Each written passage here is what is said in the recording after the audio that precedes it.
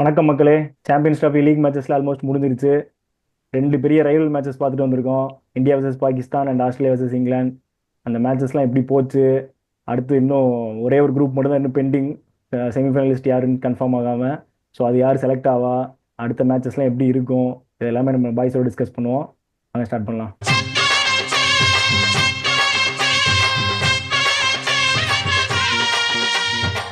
India Pakistan மேட்சை விட நம்ம டீமுக்குள்ளேயே ஆஸ்திரேலியா இங்கிலாந்துக்கு ஒரு பெரிய ரைவல்ரி வச்சு போன வீடியோல அடிச்சுக்கிட்டு இருந்தோம். ஒருத்த வேற ஓவரா வாய் பேசினான். இங்கிலாந்து கிழிச்சிரும். அது கூட இல்ல, ஜேமி ஸ்மித் பிரைடன் காஸ் வந்துட்டாருங்களாம் ஒரு பில்டப் கொடுத்தான். அது மட்டும் அப்பவே சொன்னேன், வேணாண்டா நான் அப்புறமா பேசிக்கிறேன் மேட்ச் முடிச்சுட்டு அப்படின்ட்டு. இன்னும் கூட விட்டுருவேன். இன்னொருத்த வந்தான் பாரு, அவன் நியூட்ரலா இருந்துட்டு இங்கிலாந்து தான் வின் பண்ணும்னு சொல்றேன்ட்டு அவன் ஒரு ப்ரெடிக்ஷனை போட்டான். நான் தான் சொன்னேனேப்பா, ஐசிசி வந்துட்டா வேற மாதிரி நாங்க. அது உண்மைதான். அதான் அந்த பயம் இருந்துச்சு. இருந்தாலும் டீம் எல்லாம் பார்த்தோம், சரி இந்த டீம் கூட அடிக்க முடியாம எப்படி இருப்பான் நம்மளால, அந்த மாதிரி ஒரு தைரியத்துல பேசிட்டேன். அப்புறம் அவ்வளவுதான், மஞ்சள் சட்டையை பார்த்தோன்னே உனக்கு டக்குன்னு சரண்டர் ஆவானேன்னு தெரியாம போச்சு. ஆமா, ஜோக்ஸ் அப்பார்ட், ஆஸ்திரேலியா வின் பண்ணதுக்கு மெயின் ரீசனா எனக்கு என்ன தோணுச்சுன்னா, எப்பயும் போல அவனுங்களோட ப்ரிப்பரேஷன் தான்.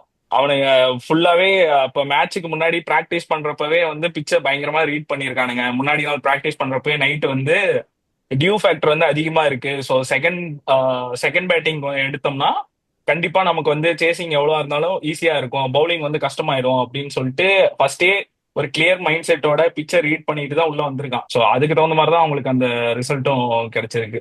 உனக்கு என்னப்பா, நீ ஆஸ்திரேலியா ஃபேனு, என்ன நாள் பேசுவ. ஆனா நானா ரொம்ப கான்பிடண்டா இருந்தேன்.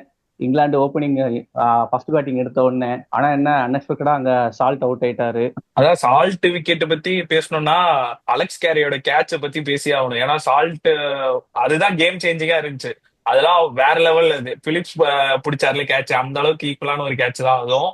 அது கேம் எடுத்த உடனே ஏர்லி விக்கெட்ஸ் விழுந்த உடனே அவங்களுக்கு ஒரு ஷாக் மாதிரி இருந்துச்சு. அது அங்க கேரி கைக்கு டாலி கேட்ச் போயிருந்தாலுமே நீ இப்படிதான் பேசியிருப்ப. இப்ப விடுவனா. அதான் சரி. அதுக்கப்புறம் ரொம்ப எக்ஸ்பெக்ட் பண்ணேன், ஜேமி ஸ்மித் ரொம்ப நாள் கழிச்சு உள்ள வந்திருக்காரு ஓடிஐ ஸ்குவாடுக்குள்ள. கண்டிப்பா அட்லீஸ்ட் கொஞ்சமாச்சும் நிப்பாரு அப்படின்னு பார்த்தேன். அவரும் கொஞ்சம் லூஸ் ஷாட் லேண்ட் அவுட் ஆயிட்டாரு. அதை வச்சு தான் நானும் பேசினேன். சரி விடு. பென்டகெட்லாம் நான் எதிர்பார்க்கவே இல்லை. வாய் மட்டும்தான் பேசுவாரு, அவர் எங்க அடிக்க போறாருன்னு நினைச்சேன்.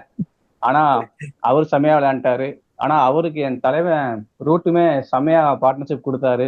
இந்த பேஸ் பால் இதெல்லாம் ஓரங்கட்டி வச்சுட்டு ஸ்டிக் டு த பேசிக்ஸ், 50 ஓவர்னா எப்படி ஆடணும்னு டெம்ப்ளேட் மாதிரி செமையா விளையாண்டு சூப்பரா கொண்டு போனாங்க. சூப்பரா இன்னிங்ஸை பில்டு பண்ணி கொண்டு போனாங்க. ஒரு கட்டத்துல ஆஸ்திரேலியாவுக்கே தெரியல எப்படி பவுலிங் போடணும்னு. ஸ்மித்தே அங்க திணறிட்டாரு. சும்மா பேச்சுக்கு தான் அக்ரெசிவ் கேப்டன் அப்படிலாம். ஆமா, ஏன் 30 ஓவருக்கு சூப்பரா 200ன்னு செமையா பில்ட் பண்ணி சூப்பரா கொண்டு போனானுங்க ரூட்டும் பெண்டகெட்டும். நீ மட்டும் இல்ல, நாங்களும் யாருமே எதிர்பார்க்கல. இங்கிலாந்து ஃபேனே பெண்டகெட் அடிப்பானா நீங்க ஒரு வார்த்தை கூட சொல்லல. பிடிச்சு சமாட்டி சாம்பியன்ஸ் டிராஃபிலே ஹை ஸ்கோர் அடிச்சு விட்டான். யாருமே எதிர்பார்க்கல. மொரட் இன்னிங்ஸ் போட்டாங்க. தலைவனும் சம கம்பெனி கொடுத்தான் ரூட்டும். என்ன நீ சொன்ன மாதிரி 200 ரன் 30 ஓவர்லயே அடிச்சிட்டானுங்க. அதுக்கு அடுத்து இருக்கிறவனுக்கு எல்லாம் என்ன வேலை? இந்த பட்லரு, லிவிங்ஸ்டனு, ஹாரி ப்ரூக்கு, இவனுங்க வேலையே அடிதடி தடாலடி தான். இவனுங்க சூப்பரா கொண்டு வந்துட்டானுங்க. மிச்சம் ஒரு T20 மேட்ச் ஆடி அழகா ஒரு 400 380+ வரும்னு பார்த்தா சொப்பு சொப்பு சொப்பு சொப்புன்னு உருட்டி என்னெல்லாமோ பண்ணி ஸ்கோரை 350 காமிக்கிட்டானுங்க. அந்த இடத்துல ஆஸ்திரேலியா நம்ம பாராட்டியே ஆகணும். ஸ்டீவ் ஸ்மித் என்னெல்லாமோ ஓவர் ரொட்டேட் பண்றான். ஒரு ஓவர் ஷாட் போடுறான், அடுத்து சமயம் ஒரு பேசரை கொண்டு வரான், உடனே நாதன் எல்லிஸ் வரான், திரும்ப சாம்பா வரான்.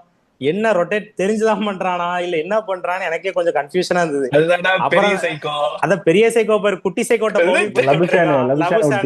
அவன்கிட்ட பவுலிங் கொடுத்து விட்டு அவன் ஒரு 2 விக்கெட் என்னெல்லாமோ பண்ணி அவனுங்க சரி சூப்பர்பா 350க்கு ரெஸ்ட்ரிக்ட் பண்ணிட்டோம் அந்த இங்கிலாந்து டீம் அப்படின்னு சந்தோஷமா தான் போன மாதிரி இருந்தது. சரி என்னடான்னு பார்த்தா அதுக்கப்புறம் தான் தெரியுது இந்த ஆப் வச்சு விட்டுருக்கானுங்க பின்னாடி. இன்னும் ஒரு 400 அந்த மாதிரி ஸ்கோர் தான் நான் எக்ஸ்பெக்ட் பண்ணேன். ஆனா 350ங்கிறது ஒரு டிஃபெண்டபிள் ஸ்கோர் தான். பிச்சு என்னதான் ஈஸியா இருக்கும், டியூ ஃபேக்டர் இருக்கு, எல்லாம் ஓகே தான். ஆனா இவனுங்க பவுலிங் சுத்த ஒஸ்ட். அவனுங்க இப்போ ஸ்டார்டிங்லேயே அவனுக்கு கொஞ்சம் அக்ரெசிவா ஸ்டார்ட் பண்றானுங்க ஆஸ்திரேலியா. ஏன்னா தெரியும் பெரிய ஸ்கோர் சேஸ் பண்றோம்னு சொல்லிட்டு ஹெட் எல்லாம் முதலே வந்தோன்னே அடிக்க ஆரம்பிச்சானுங்க. ஹெட் விக்கெட் எடுத்தாச்சு. அதே ஒரு லக்குன்னு சொல்லலாம். ஆர்ச்சர் எடுத்துட்டாரு. ஸ்டீவ் ஸ்மித்தும் அவுட்டு. இதுக்கு மேல என்ன வேணும்? ஸோ ஒரு பெரிய 2K அவுட் ஆகியிருக்கோம், இதுக்கப்புறம் ஈஸியா டிஃபெண்ட் பண்ணலாம். ஆனா அவனுங்க போட்ட பவுலிங்கா இருக்கட்டும், இப்போ ஆர்ச்சர் போட்டது, உட் போடுறதுலாம் வந்து பெரிய ஒரு இம்பாக்டாவே இல்ல. ஓவருக்கு ஒரு 2 லூஸ் பால் போடுறானுங்க. அவங்களுக்கு இருக்க ஸ்ட்ரென்த் ஸ்பீடு, சரி ஸ்பீடு நீ அடிச்சு போடுற, அதுல கொஞ்சம் லெங்த் மிஸ் ஆச்சுன்னா 4, 6 ஏதாவது ஒன்று எடுத்துறானுங்க அவனுங்க. நீ மிச்ச பால் டாட் வச்சாலும் யூஸ் இல்லை, ஏன்னா அவனுக்கு தேவையான ரன் அதுலயே வந்துருது. ஸோ அதுக்கேற்ற மாதிரி என்ன மாத்தலாம், சேஞ்ச் ஆஃப் பேஸ் என்ன போடலாம், லெங்த் நம்ம எப்படி பிடிச்சி ஒருத்தருக்கு அட்டாக் பண்ணலான்றது பண்ணணும். அதை மிஸ் பண்ணிட்டானுங்க. அவனுங்க டீம்லயே சூப்பரா போட்டது அதில் ரஷீத் மட்டும் தான். ஏன்னா ஒரு பிச்சை கம்ப்ளீட்டா ரீட் பண்ணிட்டாரு, இதுல வந்து எவ்வளவு ஸ்லோவா போடுறோமோ அவ்வளவு பேட்ஸ்மேன் கஷ்டம் அப்படின்னு சொல்லிட்டு அவனுங்க அதுல ட்ராப் ஆயிட்டானுங்க. ஆல்மோஸ்ட் ஆஸ்திரேலியா பிளேயர்ஸ் அவங்களுக்கு 4-6 அடிக்க முடியல. என்னடா போடுறதுக்குள்ள 65-70 ஸ்பீட்ல வருது, எங்கடா நான் முக்கிட்டு 6 அடிக்கிறேன்னு சொல்லிட்டு அப்படியே ட்ராப் ஆயிட்டானுங்க. லவிஷான் விக்கெட் விழுந்துருச்சு. ஸோ அதுக்கப்புறம் ஈஸியா கண்டெயின் பண்ணிருக்க வேண்டிய இடத்துல இந்த பிரைடன் கார்ஸ்லாம் வந்தாரு உள்ள வந்து நல்லா 140ல ஷார்ட் பிச்சு நல்லா ஒயிட்ல போட்டு அவன் ஜாலியா அடிச்சிட்டு இருக்கான். அதுவும் இங்கிலீஷ் வந்து பெர்ஃபெக்டா ஆடினான். அவனுக்கு தேவை ஓவருக்கு ஒரு 4, மிச்ச பால் நான் ரிஸ்கே எடுக்க மாட்டேன்னு சொல்லிட்டு லூஸ் பால் இவனுங்களே போட்டு கொடுக்குறானுங்க. அது மட்டும் ஸ்கோர் பண்ணிட்டு மற்ற ஸ்பின் ஓவர்ஸ் டஃபா இருக்கு. இப்போ லிவிங்ஸ்டனும் கொஞ்சம் டீசெண்டா போட்டான். ஸோ அந்த ஓவர்ஸ் மட்டும் அவனுக்கு அப்படியே டிஃபெண்ட் பண்ணி சூப்பரா கொண்டு போயிட்டானுங்க மேட்சை. பட்லரோட பிரில்லியன்ட் கேப்டன்சியை பாராட்டி ஆகணும்னு சொல்றேன் இந்த இடத்துல. அது ஒண்ணு இல்ல பட்லர் இன்னொன்னு எனக்கு பாவமா தான் இருக்கு. நீ வந்து பவுலரை வந்து நீ மாத்தி மாத்தி இருக்கிற பவுலர் இவ்வளவு 5-6 பேர் தான் இருக்கானுங்க, நீ மாத்தி மாத்தி கொடுக்க முடியும். லைன் அண்ட் லெங்த் மிஸ் பண்றது அவனுங்க. எவ்வளவுதான் நீ இது பண்ணா அது மேல மாத்த முடியாது இல்ல. இதுல போத குறைக்கு ஆர்ச்சர் ஒரு சூப்பர் கேட்ச் வேற விட்டாரு. பவுலிங் பண்ண அலும்பல் பத்தாது, ஃபீல்டிங் வேற. கேட்ச் விட்டது பரவாயில்ல, கேட்ச் விட்டுட்டு ஃபீல் பண்ணிட்டு இருக்கான் அவனுக்கு 2s 3s ஓடுறதுக்கு. அதான் எல்லாம் ஓடி முடிங்க. ஒன்னும் சொல்றதுக்கு இல்ல. இவனுங்க இப்ப இந்த நிலைமையில இருந்தாலும் யார்ட்ட வேணா தோப்பானுங்க போல. எல்லாத்தையும் தாண்டி இங்கிலீஷ் வந்துட்டு என்ன அப்படின்னா பஞ்சாபுக்கு அந்த ராசி. ஐயோ அதுக்கு இன்னும் 4 இருக்கு, இன்னும் 2 மாசம் இருக்கு அந்த சண்டைக்கு. நாங்களே அசிங்கமா தோத்துட்டு வெறுப்புல இருக்கும். அது கூட பரவாயில்ல. இந்த பஞ்ச செட்டை இப்படி ஒரு பிக்கஸ்ட் சேஸ் எல்லாம் பண்ண விட்டுருக்கானுங்க. இதே போர்ட்டோட வந்து படுத்து இந்தியா அடிச்சாலும் என்ன பண்றது, அதை நினைச்சு பயந்துருக்கேன். பஞ்சாப் ரொம்ப முக்கியம். இப்ப டைம் கிடைக்கும் பதிவு பண்ணிருந்தோம். சரி விடு ஃபீல் பண்ணாத. நாங்களே சும்மா வந்து ஆட்டு போலாம் தான் சாம்பியன்ஸ் டிராஃபி வந்தோம், பாத்துக்கலாம். நீங்க படுத்துற நிமிஷம்னால தாங்க முடியலையே, தலை வலிக்குதுடா, தலை வலிக்கு. சரி இப்போ என்னென்ன பேசுறான் பாருங்க. ஒரு மேட்ச் நல்லா ஜெயிச்சு விடு. ஏடா இங்கிலாந்து இல்ல உங்களால நீங்க கடைசி வீடியோக்கு வரல, வந்து தான் தெரிஞ்சிருக்கும் அவங்க 2 பேரும் எவ்வளவு வாய் பேசுறாங்கன்ட்டு. அதனால நான் பேசுறேன்.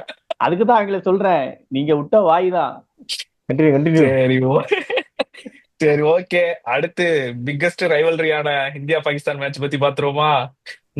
என்னத்த பிக்கஸ்ட் ரைவல்ரி புரியல. இவனுங்களை ஃபர்ஸ்ட் ரைவல்ரி லிஸ்ட்ல இருந்தே தூக்கணும். பங்களாதேஷ் கூட கொஞ்சம் நமக்கு டஃப் கொடுத்தாங்க. என்ன ஆடுறானுங்க. நான் சொன்னேன்ல, கன்வின்சிங்கா ஜாலியா குரூஸ் பண்ணி ஜெயிக்க போறோம். ஒரு த்ரில் இல்ல, ஒண்ணு இல்ல, அப்படியே வந்து நம்மள்ட்ட வழக்கம் போல மண்டி போட்டாங்க. தலைவன் ஒரு செஞ்சுரி போட்டான்பா, அது வர சந்தோஷம். சூப்பரா இருந்தது பாக்கவே. இப்படி ஒரு தலைவன் ஃபார்ம் பண்றதுக்காக ஒரு மேட்ச், மத்தபடி ஒரு யூஸ் இல்ல இதுல. நானும் கொஞ்சம் ஓவர் எஸ்டிமேட் பண்ணிட்டேன் பாகிஸ்தானை. சரி ஓகே, ஹோஸ்ட் பண்ற நேஷனே கண்டிப்பா ஒரு ப்ரிப்பரேஷனோட இருப்பாங்க. சரி ஏதோ ஃபர்ஸ்ட் மேட்ச் ஸ்கிப் ஆயிடுச்சு அந்த மாதிரி நினைச்சா அவனுங்க எதுவுமே இல்ல, அப்படியே வந்திருக்கானுங்க. ஒரு மாதிரி இன்ட்ரெஸ்டே இல்லாம தான் இருந்துச்சு. இல்ல அவங்க டீம் செலக்ஷன் எவ்வளவு காமெடியா இருக்கு அப்படின்னா, பக்கர் ஜமான் இன்ஜூரி ஆயிட்டு போறாரு. 2 நாள் முன்னாடி வரைக்கும் இமாம் உல் ஹக் ஸ்குவாட்லயே இல்ல, ரிசர்வ்ல கூட இல்ல. அவரை எடுத்து போட்டிருக்காங்க. எவ்வளவு பிராக்டிஸ் பண்ணிருப்பாரு என்னன்னு கூட தெரியல. எடுத்தோன்னு இந்தியா கூட இறக்கி விட்டாங்க. அதுதான் இருக்கலே காமெடி. அதுவும் அவரும் வந்துட்டு பந்த அப்படி திங்குறாரு. பாபர் அசாமே மிஞ்சிருவாரு போல. நியூசிலாந்து மேட்ச்ல பாபர் அசாம் சாப்பிட்டதோட இவர் நல்லா சாப்பிட்டாரு பால. பாபர் அசாம் கூட கொஞ்சம் திருந்தி விளையாண்டாரு. கொஞ்சம் பால தின்னது நீ பாத்தனா இமாம் உல் மட்டும் இல்ல, கேப்டன் ரிஸ்வானே அந்த வேலை போறாரு. அப்படியே ஒரு ஹோப்ல வச்சிருந்தாரு தெரியுமா. அப்படியே பாகிஸ்தான் ஃபேன்ஸ் எல்லாம் ஏதோ ஒரு 4 அடிச்சோன்னு இப்ப இருந்து ஆரம்பிக்க போறானே தலைவனா அவுட் ஆயிட்டான். நல்லா அவன் சவுத் சைக்கிள் 2 பேரும் நல்ல பால தின்னு நல்லா செட் பண்ற மாதிரியே தெரிஞ்சது எல்லாருக்கும். சூப்பரா அவுட் ஆயிட்டு போயிட்டானுங்க. முடிஞ்சது. அவங்களுக்கு லோவர் மிடில் ஆர்டர் தான் கிடையவே கிடையாது. என்ன லோவர் மிடில் ஆர்டர், ஒரு ஆர்டர் இல்ல, சும்மா தண்டத்துக்கு வரானுங்க. டாப் ஆர்டர், மிடில், லோவர் எல்லாமே. ஒரே ஒரு உருப்படி பவுலிங் மட்டும்தான் அவங்கள்ட்ட. அத அவனுக்கு எவ்வளவு நல்லா போட்டாலும் கேட்ச் பிடிக்க மாட்டானுங்க, விட்டுருவானுங்க. ஆமா, காலங்காலமா திருந்தவே இல்லை, எந்த டிபார்ட்மெண்ட்லயும் திருந்தல. ரன் அவுட் இமாம் உல்லுக்கு ரன் அவுட் ஆனால அதெல்லாம் எதுக்குடா, நேர கை குடுத்துட்டு ஓடி வரான். Run out. அது ஆக்சுவலா என்னன்னா, இமாம் உல் ஹக் வந்துட்டு ஸ்பின்னை வந்துட்டு டாக்கிள் பண்றது எப்பவுமே இறங்கி தான் ஆடுவாராம். என்ன அப்படின்னா, இறங்கி ஆடும்போது அவர் டக்குன்னு பின்னாடி போறதுக்கு ரொம்ப சிரமமா இருக்குன்னு எப்பவுமே இந்த மாதிரி ரிஸ்கி சிங்கிள்ஸ் எல்லாம் ஓடி அவுட் ஆவாராம். 8 வாட்டி ரன் அவுட் இருக்காரு. அதான் இன்சவம் ரத்தம் கொஞ்சம் அப்படி அதே ரத்தம் அப்படிதான். அதான் கமெண்ட்ரியில பேசிக்கிட்டாங்க. உல் ஹக் அவங்க எல்லாம் ஒரே ஃபேமிலில ரன் அவுட் பிரச்சனை போல அப்படின்ட்டு.